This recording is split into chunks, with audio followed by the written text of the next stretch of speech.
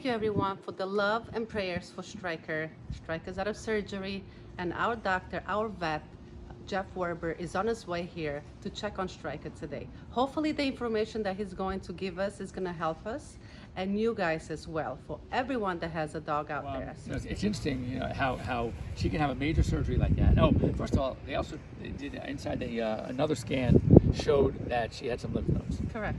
And they wanted to go and get off after those two because that can also induce a spread.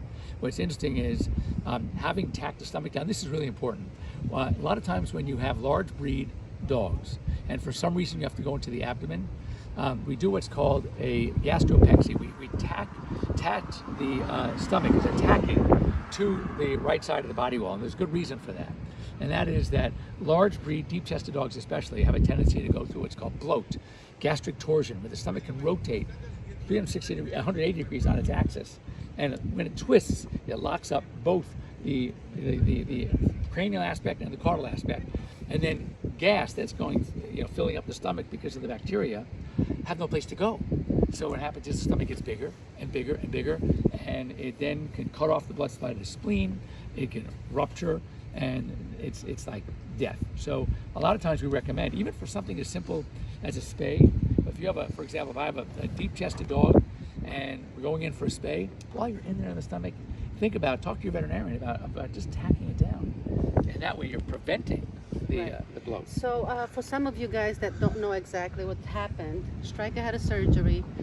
We just came home one day from our trip, and if it wasn't for Mike, that he always is so loving to our pets, to pet her, we would never know that Stryker had cancer. So she had a big, what would you call it? It was a tumor. Tumor, and we found out that it was cancer, and we immediately made an appointment to get it removed. We got really lucky actually to find that on time. I think that's one of the big questions I have, is that I was lucky enough to discover this thing on the outside, but we wouldn't have discovered the stuff that was inside.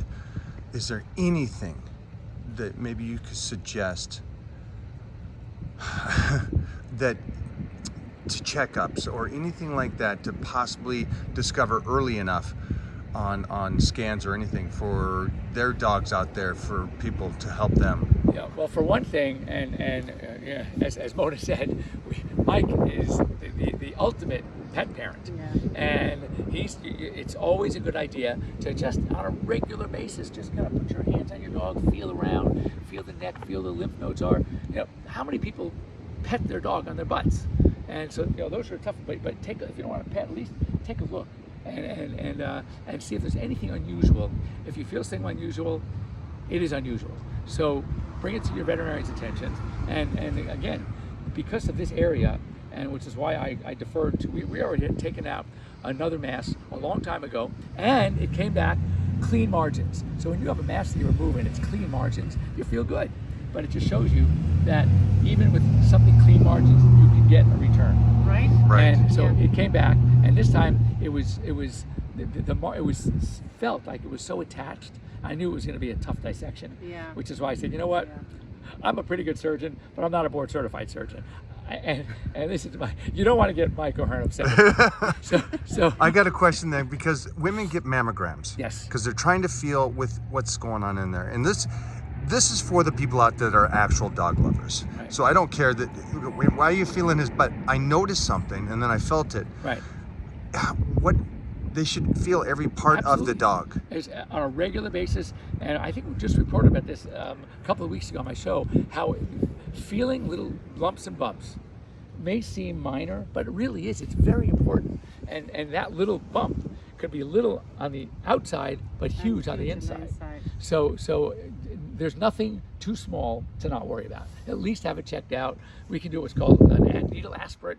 We can sometimes take a little piece of it and at least give you an answer, and then based on that answer, go from there as to what would be the next best thing to do. Obviously, surgical removal is usually the best thing to do if you can. Yeah, sometimes we can't, and we'll then consider like a radiation therapy first, shrink it down to a point that it makes it more manageable, and then do the surgical excision. One of the big things you also said, huge things you said, is that she, after I guess maybe 18 hours after surgery, wanted to go play again.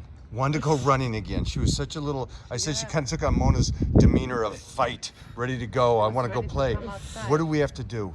So I often say this, is that when we do some major surgeries on dogs, and even something that like, you know, I remember my mom many years ago had her hysterectomy.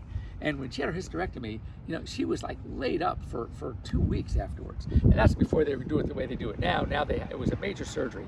So we do a spay on a dog, and it's something where they are going to be sore, but they don't know it, and they don't complain. So what happens is they want to go out and start running and playing. They want to get that tennis ball, that frisbee, and they want to play catch. We have to be their brain. You have to give them time to heal. Just like when we have surgery, we need time to heal. I remember when I had my shoulder done, I had my rotator cuff, and I was sitting there doing exercises, and I wanted to show the doc on my first checkup 2 weeks later how well I was doing. So I go, oh doc, check this out. And I start lifting my arm. He goes, no, don't do that yet.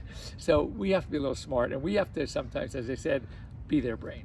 Recommendation, now that we did a surgery, and you can kind of explain that they opened up the stomach, they opened up the back end, and they also stapled the stomach. Right. So she's not out of the clear yet. There's still some things in there. What recommendations from you do you think we need to move forward? So at this point, apparently there was on the scan, there was one node that they couldn't find. That's how small it was, but it was small now. Who knows what it's going to be like 6 months from now. So I would recommend, you know, again, knowing that she's had this problem, I think what we need to do is have her scanned again, have her a thorough ultrasound, maybe at the beginning every maybe 3 or 4 months, and I'll send you to someone who I know is, I think, the best ultrasonographer in town, and it's just monitoring. It's very important to monitor these guys because we don't always know just what's going to happen, and maybe if all is well, this may never be done. The only thing that concerned me is that the last time we did it and had clean margins, it was done and it came back. So it's just you can't be too vigilant when it comes to this.